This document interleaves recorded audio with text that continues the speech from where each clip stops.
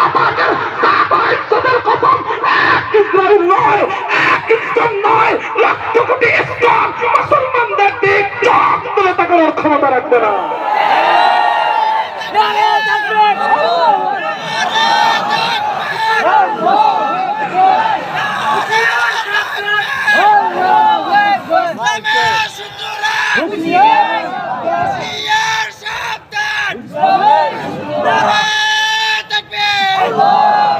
তাহলে এখন হুজুর আমাদের করণীয় কি?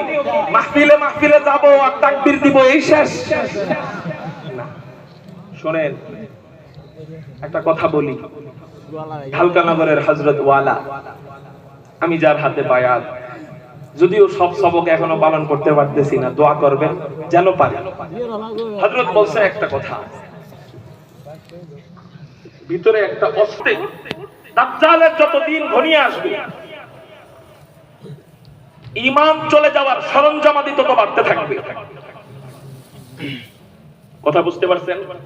দাজ্জাল আসার সময় যত ঘনিয়ে আসবে, ঈমান চলে যাওয়ার তত সরঞ্জামাদি কমবে না বাড়বে? বাড়তে থাকবে। এই জন্য সাবধান, ঈমানকে ধার দেন। হুজুর ঈমান আবার ধার দেয় কেমনে? আপনি খেয়াল করেন কোরআনুল কারীমের ঈমানের আয়াতগুলা, খেয়াল করেন, যে কোনো একটা ঈমানের আয়াত খেয়াল করেন। আল্লাযীনা আমানু ওয়া আমিলুস সালিহাত,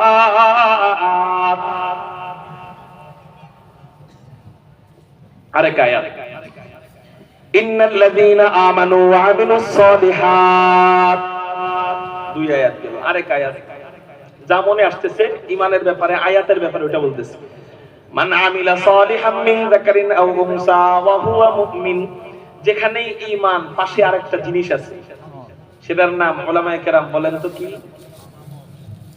আমি আয়াত তেলাওয়াত করলাম, ঈমানের সাথে তার ভাই হিসাবে আরেকজনকে আল্লাহ আনছেন, সেটা কি? নেক আমল। জোরে বলেন কি?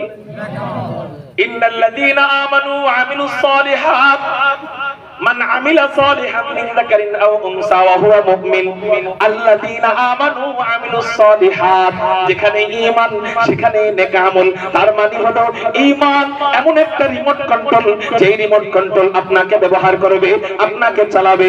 ঈমান যত মজবুত হবে, আপনার দেহটাকে তত সুন্দর করে সে রিমোট কন্ট্রোল দিয়ে মজবুত ভাবে চালাইতে পারবে। আপনার ঈমানের যদি চার্জ থাকে, তাহলে আপনার রিমোট দিয়া আপনাকে জান্নাতের দিকে নিয়ে যাবে।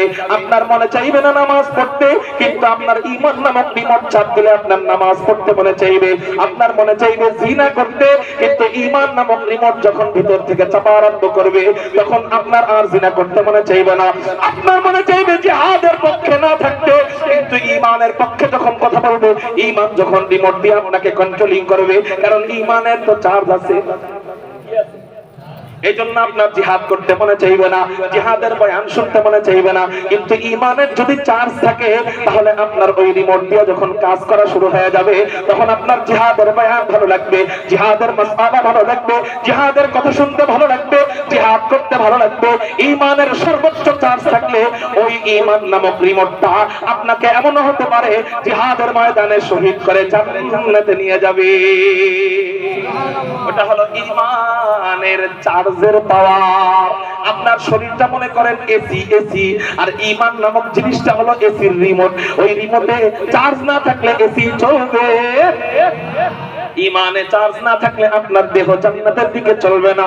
আপনার দেহের কোনো কন্ট্রোল বাদ দিয়ে দিবে। মনে চাইলে মিথ্যা বলবে, মনে চাইলে মুনাফিকি করবে, মনে চাইলে উলামায়ে কেরামদের মাথার মধ্যে আঘাত করবে। হযরত এবার বুঝলাম, ঈমান হলো আমার দেহের রিমোট কন্ট্রোল, আমার দেহের রিমোট কন্ট্রোল। তাহলে এই রিমোট কন্ট্রোলে আবার চার্জের দেওয়ার দরকার আছে না নাই?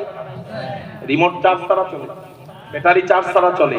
তাহলে হুজুর রিমোট কন্ট্রোলের চার্জার কি? বা রিমোট কন্ট্রোলের চার্জার হলো পাশে আল্লাহ। কুরআনুল কারীমের মধ্যে বেশিরভাগ আয়াতে যেখানে ঈমান এনেছেন, সেখানেই নেক আমল এনেছেন। কেন কেন কেন? বলে একমাত্র কারণ, নেক আমল যত বেশি করবা, তোমার ঈমানের চার্জ তত বেশি হবে। নেক আমল যত কম করবা, ঈমান তত কম থাকবে। হুজুর নামাজ পড়ি না তো কি হইছে? আমার ঈমান ঠিক আছে। হুজুর দাড়ি রাখি না তো কি হইছে? আমার ঈমান ঠিক আছে। হুজুর সুদ খাই তো কি হইছে? আপনাদের মতো আমার ঈমান না। আমি আল্লাহর অনেক ভয় পাই, সুদ খাই তো কি হইছে? আমার ঈমান ঠিক আছে। আমরাও বলবো হ্যাঁ, আপনার ঈমান ঠিক আছে, কিন্তু ওইটা চার্জ ছাড়া রিমোটের মতো।